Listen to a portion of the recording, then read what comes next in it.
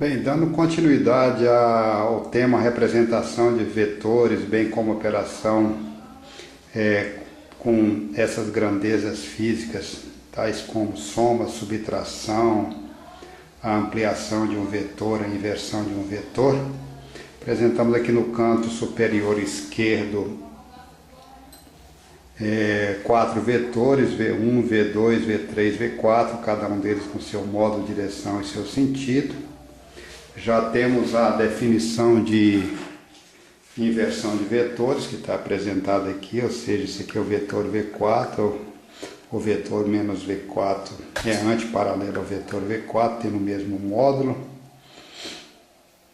A ampliação do vetor V3, por exemplo, aumentá-lo de 50% está representado aqui, ele mantém a mesma direção, o mesmo sentido, e seu módulo é aumentado de 1,5 vezes. E já comentamos também sobre o processo de soma de vetores, coloca a extremidade, o início de um deles coincidindo com a extremidade do outro e assim por diante, obtendo esse vetor resultante.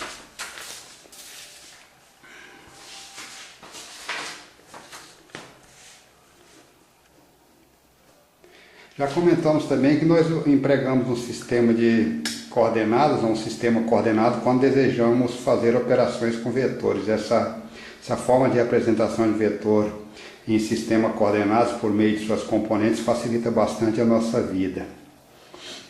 Então, utilizando o sistema de coordenadas, a gente pode estabelecer as componentes do vetor e realizar operações matemáticas como soma, subtração, ampliação e inversão. No caso aqui do vetor V1, o vetor V1 tem o seu início nas coordenadas x1, y1 e a sua seta termina em x2, y2. Então V1 começa em x1, y1 e vai a x2, y2. Vetor V2 começa em 0, 0 e termina em x3 para a esquerda e y3 para baixo.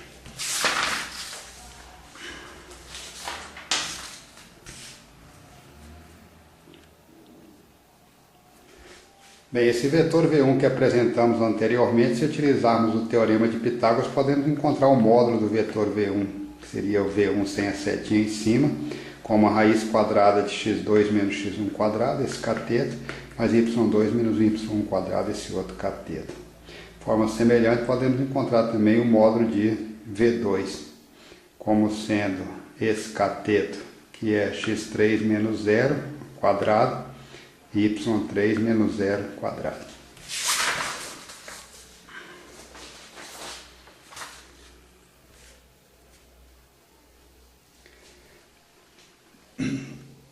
Esse vetor V que está representado aqui, ele tem coordenada x menos 2 e coordenada y menos 3.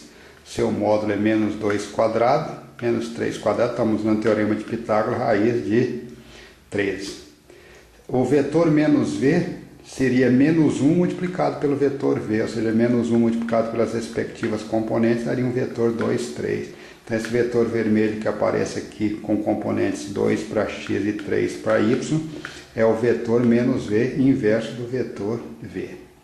De forma semelhante, poderíamos pegar também o vetor 3V, ou seja, pegar o vetor V e ampliar ele de 3 unidades. Então o vetor que inicialmente tinha coordenadas menos 2 e menos 3, sendo ampliado de 3, vai ser 3 vezes menos 2 vai dar menos 6, e 3 vezes menos 3 dá menos 9. Podemos pensar também em operações de vetores como sendo V mais 3 vezes esse vetor, menos 2 vezes esse vetor. Ou seja, o vetor V somado com ele ampliado de 3 vezes e subtraído dele, encolhido de 2 repetindo, pegar o vetor V, somar com ele ampliado de 2 vezes, pois amplia ele de 2 vezes e inverte. O resultado está apresentado aqui na parte de baixo. O vetor inicialmente é menos 2, 3, amplifica de 3 vezes, amplifica de 2 e inverte, dando como resultado essa expressão que está aqui embaixo, ou seja, um vetor menos 4, menos 6.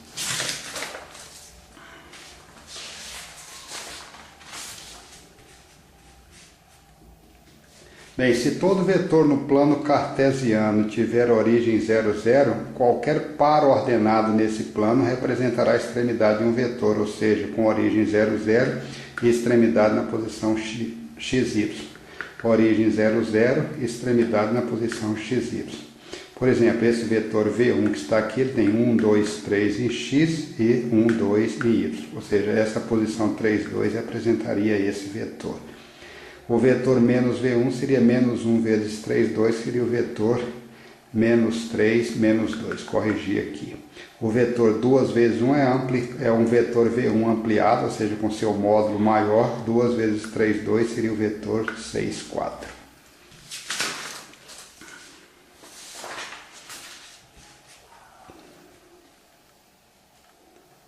Bem, para poder determinar, tendo as componentes x1 e y1 desse vetor V, para determinar a orientação desse vetor V, por exemplo, em relação ao eixo x, basta determinar esse ângulo θ.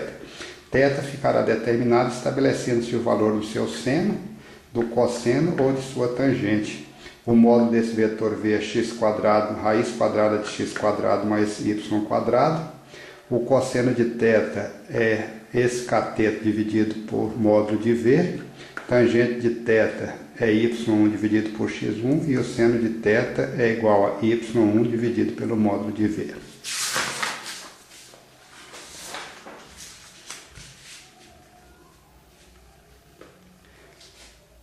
Bem, as calculadoras científicas apresentam funções para se calcular seno de θ, cosseno de θ e tangente de θ.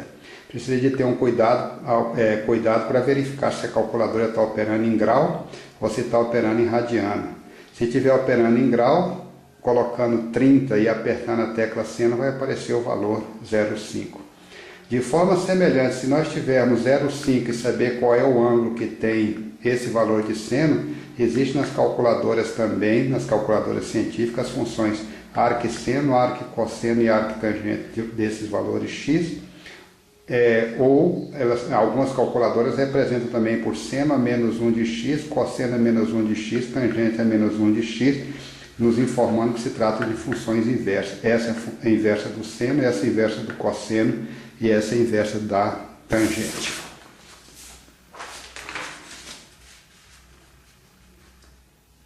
Como exemplo do uso dessas calculadoras científicas, se ela estiver operando em graus, colocar θ igual a 30 graus e apertar a tecla seno, vai aparecer 0,5. Se colocar 60, o número 60 e colocar cosseno desse ângulo em grau, também vai aparecer o número 5. Se colocar 30 graus, a tangente de 30 graus, vai aparecer 0,577. Utilizando agora as funções inversas, se colocarmos 0,5 no visor e colocar arco-seno desse valor 0,5 ou seno a menos 1 desse valor 0,5, vai aparecer então o arctangente vai aparecer o ângulo de 30 graus. Então, repetindo, se colocar x igual a 0,5 e procurar na calculadora científica o arc-seno ou seno a menos 1 de 0,5, vai aparecer o ângulo 30 graus. Se colocarmos 1 no visor e procurar arctangente de 1 ou tangente a menos 1 de 1, vai aparecer o ângulo 45 graus. Ou seja, qual é o ângulo que tem por tangente o valor 1? É o ângulo de 45 graus. Veja se a calculadora está operando em graus ou em radianos, que isso é fundamental.